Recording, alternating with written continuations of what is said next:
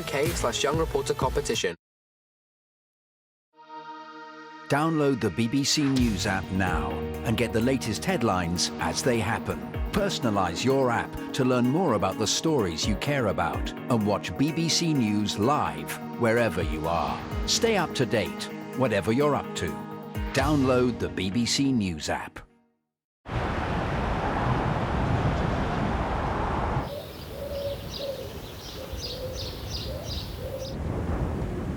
When the weather can't make up its mind, we can help you make up yours. Check on the BBC Weather app.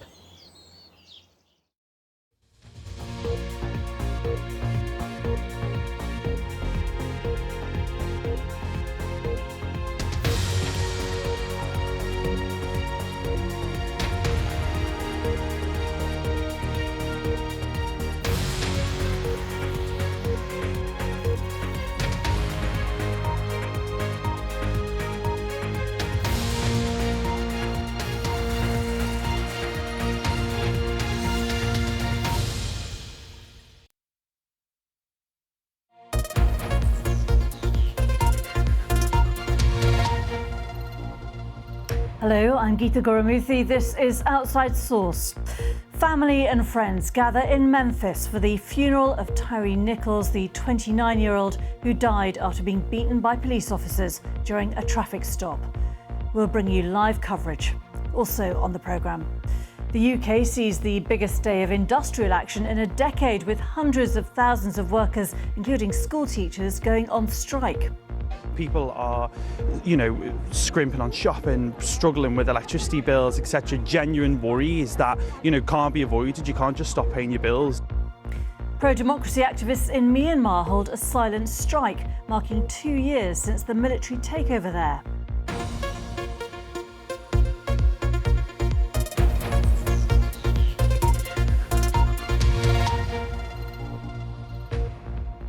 Hello, we start in the UK, which has seen the biggest day of strike action in more than a decade, according to the unions, with up to 500,000 people walking out in disputes over pay, jobs and conditions.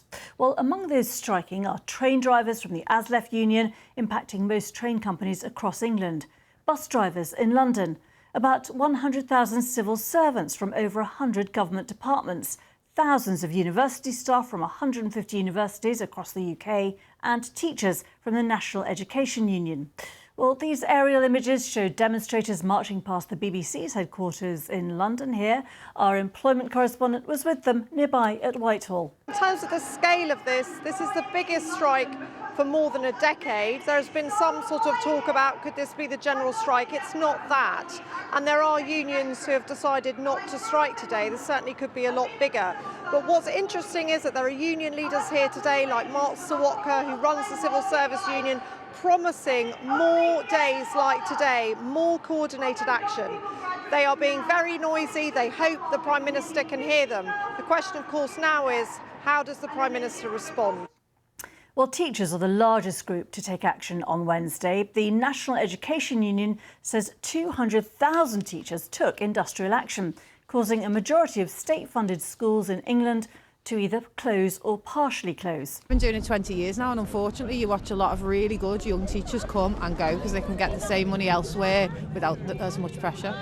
People are, scrimping on shopping, struggling with electricity bills, etc. Genuine worries that, can't be avoided. You can't just stop paying your bills.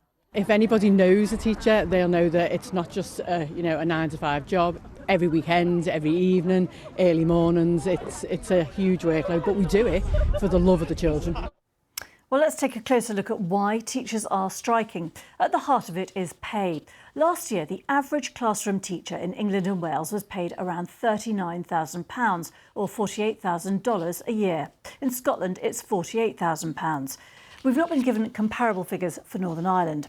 But as we can see in this graph, teachers' salaries have actually fallen in real terms over the past decade by about 11%. These are figures from the respected Institute for Fiscal Studies. The British Prime Minister, Rishi Sunak, defended his government's support for teachers at the Prime Minister's questions. Teachers, we've actually given